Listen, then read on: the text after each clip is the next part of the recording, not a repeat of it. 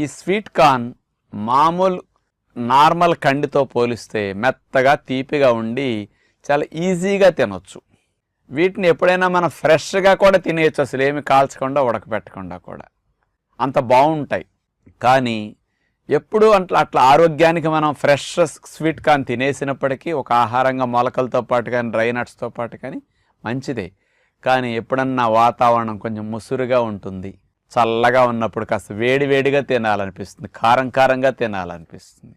మరి అలాంటప్పుడు అలాగే మన న్యాచురోపతి ఫాలోవర్స్కి రోజు డిన్నర్లో ఫ్రూట్స్ తిని బోర్ కొడుతూ ఉంటుంది. ఎప్పుడన్నా కాస్త డిన్నర్లో కారంగా తిని ఫ్రూట్స్ తింటే బాగుండు అనిపిస్తే స్వీట్ కార్న్ స్నాక్ చేసుకోవచ్చు అన్నమాట మీరు.